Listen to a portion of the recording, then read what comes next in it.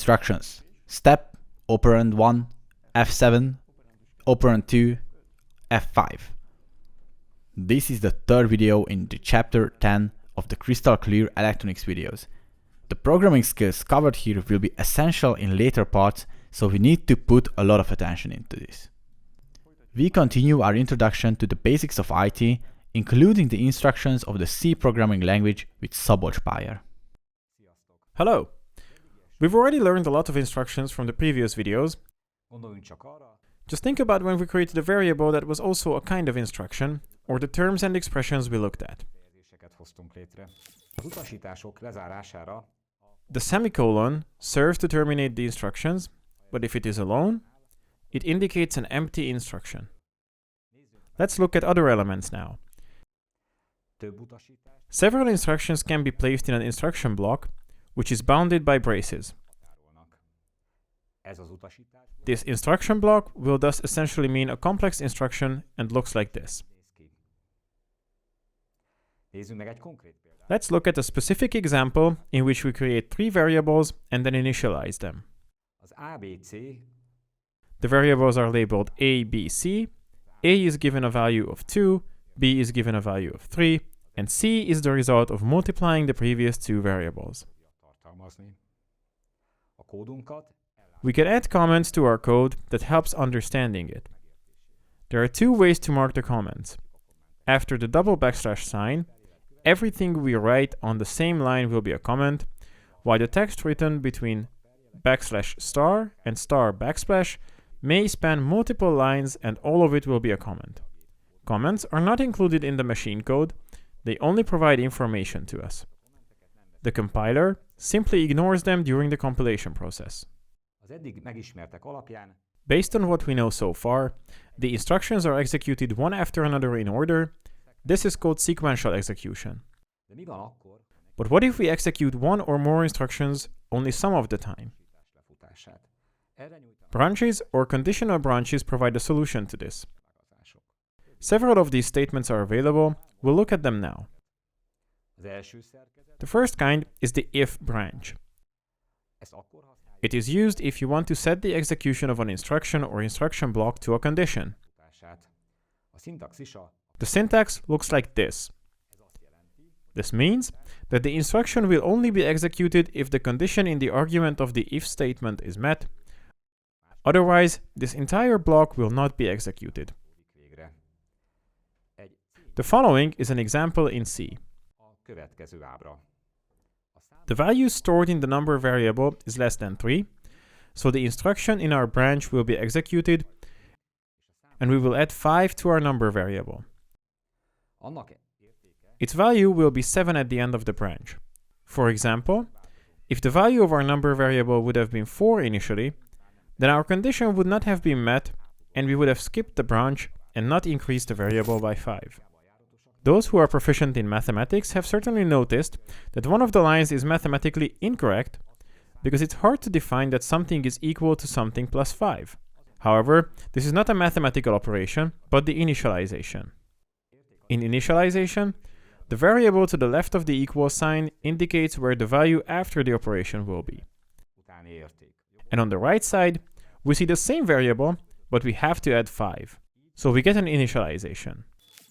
The if-else structure is essentially the completion to the previously branch type. In addition to the if branch, there is now another branch called else. We can see the overall structure here. Similarly, if the condition in the if statement is met, the instructions on the if branch will be executed. Otherwise, the other branch will play a role, the else branch. The instruction block will be executed. The following example written in C shows an extension of the previous one. The value of our number variable has now been set to 6, so when we examine our condition, we get false because 6 is larger than 3. Therefore, the instruction in the else branch will be executed. We will subtract 2 from our number variable, and in the end, we will have 6 minus 2, i.e. 4 in our number variable after our branch.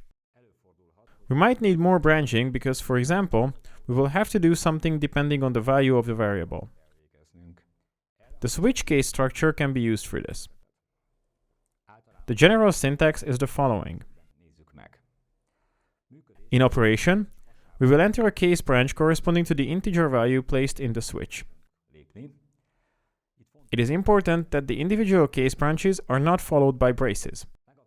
You can also specify a so-called default branch that you may use if the value passed to the switch does not match the value in any case. Use of the default branch is not obligatory. Let's look at the following example in C to understand the operation of the switch structure.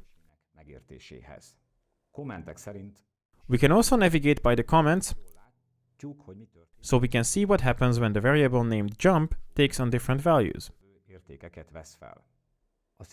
In the switch statement, the variable jump is read, which means that we will enter the branch corresponding to the value of the jump. In this case, we jump to case 2 because the value of the jump variable is 2. In this branch, we add 2 to our number variable, so its value changes to 2. Then we move on to the next branches. In case 3, we multiply our number variable by 3, so at the end of the switch, the value of our number variable will be 6 already. So essentially, the case 1 branch was skipped in our example. It is a little difficult to see that not only the case 2 branch is running, but also all the others that come after it. Let's think about it. This would result in a complex logic and obscure code for many branches. Usually, we just want a single branch to be executed. You can do this by using the break keyword. When we reach this so-called branching instruction, our branching is interrupted and we jump out of the switch statement. This keyword can of course also be used for the structures described above and later, although it should be noted that its use will result in a less comprehensible code. Let's look at the previous example, but with the known break instruction and the default branch. Similarly to before, we will move to the case 2 branch and increase our number variable by 2. Then, as a result of the break instruction, we exit the switch structure, so the following branches will not be executed compared to the previous example. If you select 4 for the initial value of the jump variable, then we move to the default branch, where the value of our number variable is reset. This is great, so now our code can react differently to different values conditions. However, what can I do if I want to program a repetitive task? Or let's say if I want to run a certain part of my code multiple times. Loops were created for this specific task, which gives us several implementations. The first one we look at is the while loop. The syntax is as follows. We put the while loop condition between parentheses and the instruction between brackets. Our loop will run the instructions in it repeatedly for as long as the condition in the while part is fulfilled.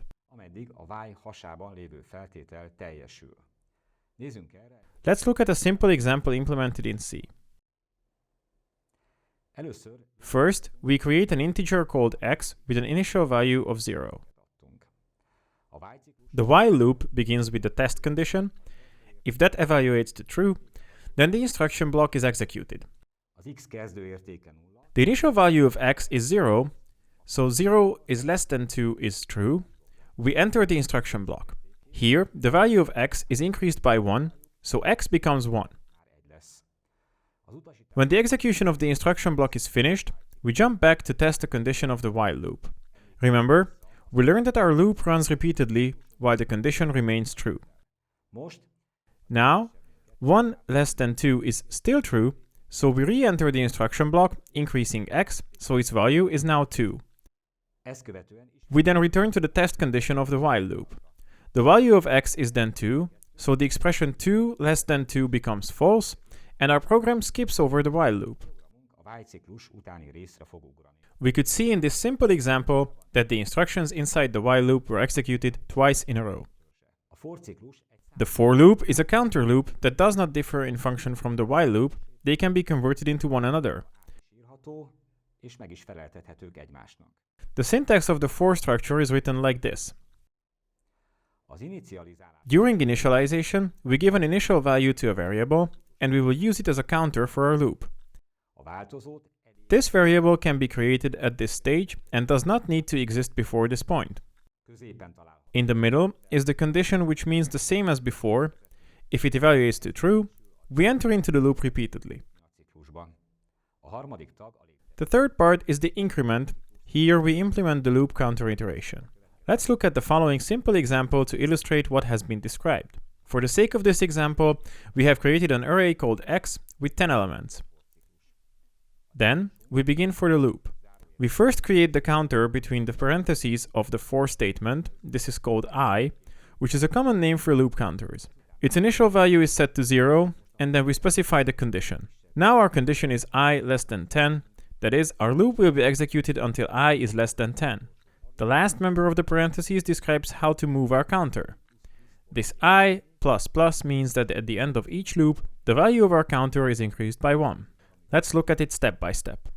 After initialization, I is 0, which fulfills the condition, so we give a value for the first element, which is at index 0, in the array x.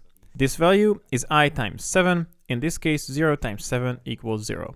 At the end of the instruction block of the for loop, after executing all instructions, but before the next loop condition is checked, we will increase our counter by 1, this is the I++.